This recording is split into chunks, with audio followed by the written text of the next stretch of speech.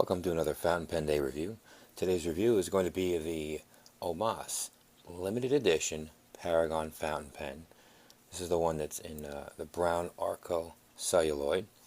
Comes in a nice pen sleeve. It also comes in a beautiful presentation box along with a bottle of ink. But this pen is currently on loan to me from Brian over at Kenro Industries.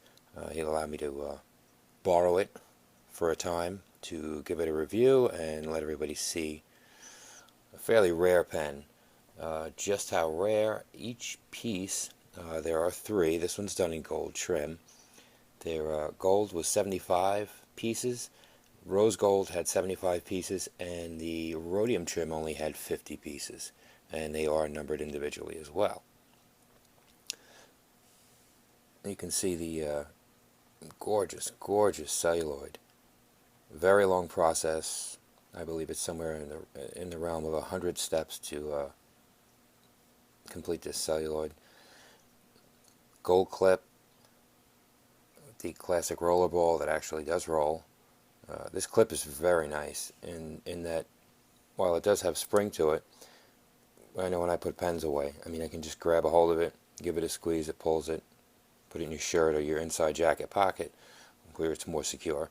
And it will hold, and it holds very well, though at a retail of $995, you do remember where you put it at all times, so I can tell you that, especially if it's not yours. It is a piston filler. Piston is smooth. There is a gold band around. There's no ink in this, so obviously I'm not about to dump ink inside the cap, but works very nice. 12-faceted design, all the flat sides on it. Everything matches up beautifully.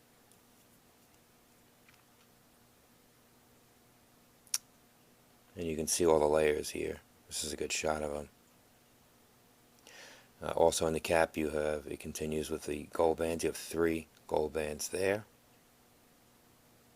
And the top is finished nice and smooth. Slight point at the top. But you can see when the light strikes that celluloid how just incredibly stunning it is. It's not a heavy pen, it's not an exceptionally light pen either, but it does have a great feel about it. Getting inside to the nib, beautiful.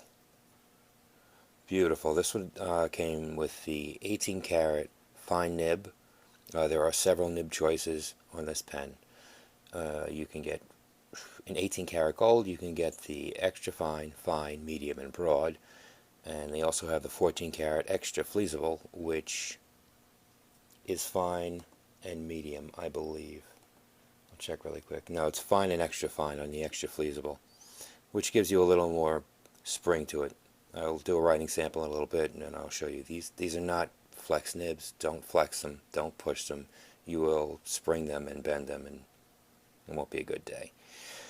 Moving on, though, we have a feed, handmade, or hand ground, however you want to put it. But they are ebonite, and it is a flat feed design, and it feeds well. This pen is really nice and wet. Those who have a good eye, you can see that the nib tines are bent slightly down. This nib was a little buggered when I got it, so I did adjust it ever so gently and ever so slightly so that it was smooth again and would write well. It definitely needs a nibmeister to give it a touch. This is the old Paragon style nib as well, and you can see it says fine. On these also, it is on the underside. You should be able to read it just with the light hits. This is where the limited edition numbers will be.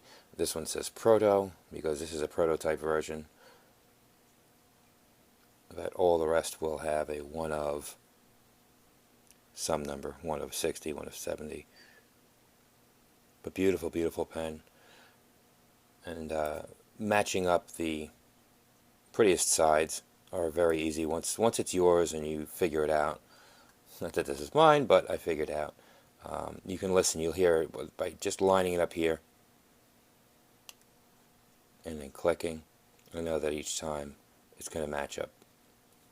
Of course it didn't that time because I couldn't hear it with the microphone, but sliding it, 1, 2, and then I know it's going to match up. Like I said, you get used to it after a while. But it's just a stunning pen, and I was very happy to have the opportunity to show it off, review it. Amazing workmanship. Every detail on this is just flawless.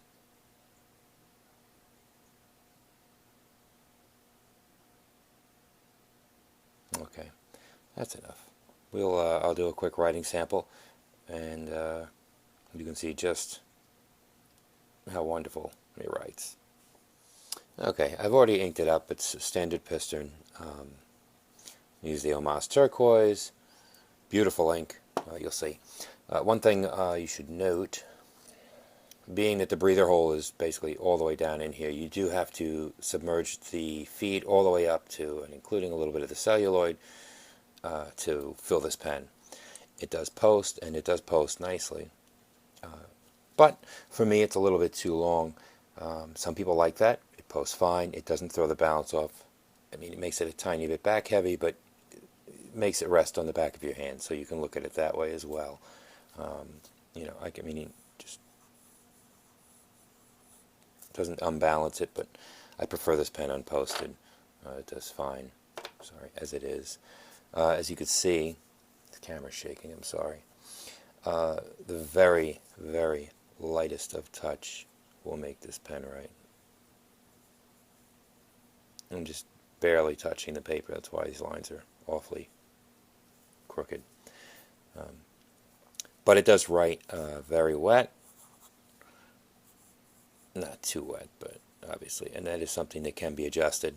There's also very hot lights on this, so it's going to dry the ink out very quickly.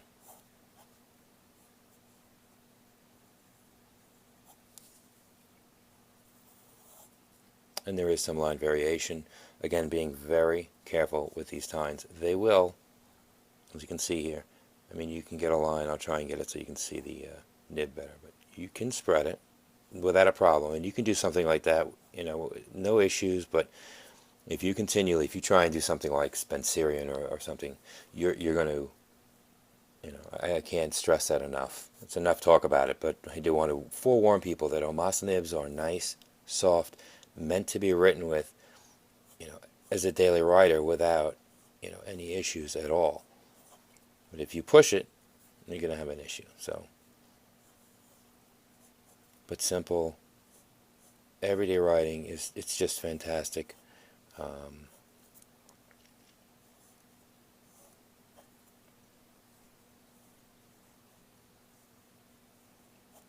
Again, you can easily, you know, you can get a lot of flair to your writing if you want. I mean, that was me.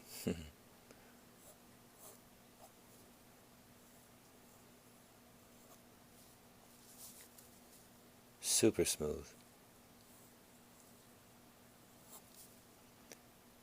And again, it'll add some nice line variation without a problem at all. And this one, I actually should say it's like a medium wet. It didn't spread that much. This is a Rhodia, the Rhodia ice pad. So, but again, I just wanted to give you a quick writing sample and not have you all endure another 20-minute video. I just wanted to get to the heart of it and try and keep these formats as simple as possible, and yet show you as much as you needed to see. So again, I'd like to thank Brian at Kenro for being nice enough to allow me to have this to review, or share this with me to review. And I thank you all for watching, and you have a great day. Thank you.